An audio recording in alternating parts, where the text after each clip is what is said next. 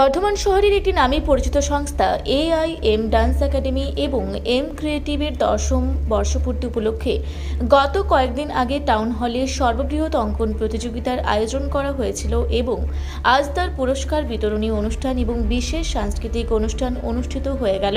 এই অনুষ্ঠানে উপস্থিত ছিলেন বর্ধমান পৌরসভার চেয়ারম্যান পরেশচন্দ্র সরকার। এছাড়াও উপস্থিত ছিলেন বিশিষ্ট সমাজসেবী চন্দ্রচূড় নাগ ওরফে পলাশ নাগ। এছাড়াও উপস্থিত ছিলেন এম ডান্স একাডেমি এবং ক্রিয়েটিভ সংস্থার ছাত্রছাত্রীরা এবং অভিভাবক অভিভাবিকারা। সংস্থা 10ম বর্ষপূর্তি উপলক্ষে প্রথমেই প্রদীপ প্রজ্বলন এর মাধ্যমে অনুষ্ঠানের উদ্বোধন করা হয়। উদ্বোধন করেন বর্ধমান পৌরসভার চেয়ারম্যান পরেশচন্দ্র সরকার।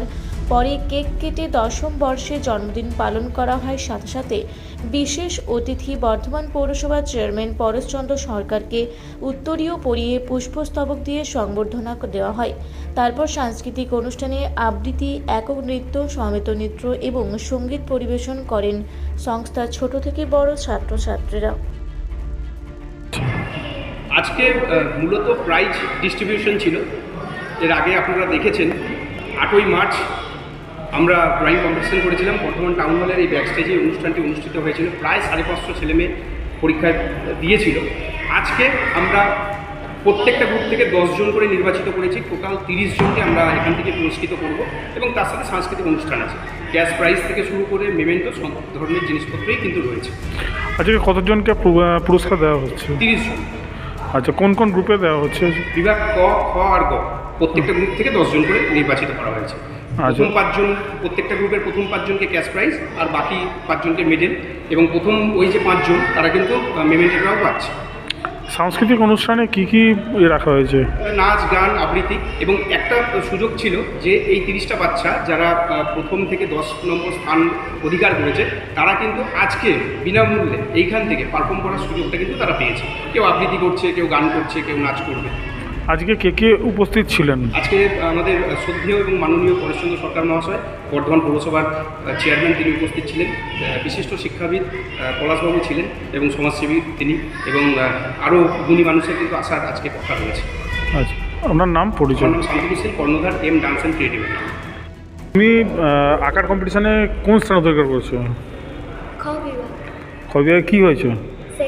সেকেন্ড হয়েছে। আচ্ছা, প্রত্যেক বছর এখানে নাম দাও?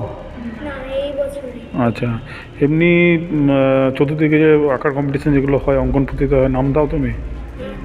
আচ্ছা, মানে কিরকম কি র্যাঙ্ক করো? র্যাঙ্ক কী করো? ফার্স্ট, সেকেন্ড, থার্ডের মধ্যে কী হয়? আচ্ছা, এতে কি তোমার নেশা কি? কোনটা মানে সব থেকে বেশি ভালো লাগে?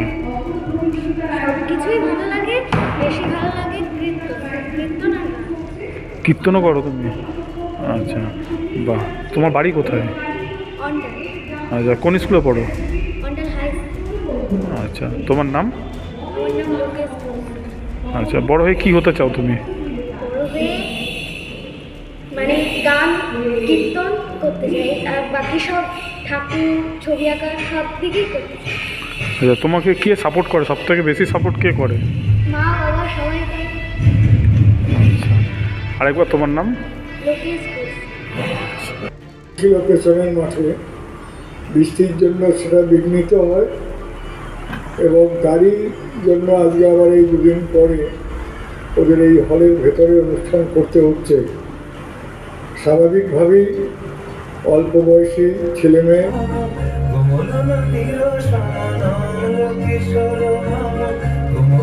পূর্ব বর্ধমান থেকে দেবাশিস ঘোষের সঙ্গে কোহেলি নস্করের রিপোর্ট, রূপসী বাংলা মিডিয়া। আপনারা দেখছেন রূপসী বাংলা মিডিয়া। এখন একটা ছোট্ট বিরতি, ফিরে আসছি বিরতির পর। পুরুলিয়ায় পাত্রপাত্রী যোগাযোগের একমাত্র বিশ্বস্ত প্রতিষ্ঠান বিবাহ পরিচয়। আপনার মনের মতো জীবনসঙ্গী খুঁজতে পাশে রয়েছে বিবাহ পরিচয়। তাই আর দেরি না করে আজই যোগাযোগ করুন বিবাহ পরিচয়। Municipality commercial complex, 2nd floor, Chaibasa road, opposite PWD office, Purulia. Mobile নম্বর 9232440272। ফিরে এলাম বিরতির পর। আপনারা দেখছেন রূপসী বাংলা মিডিয়া।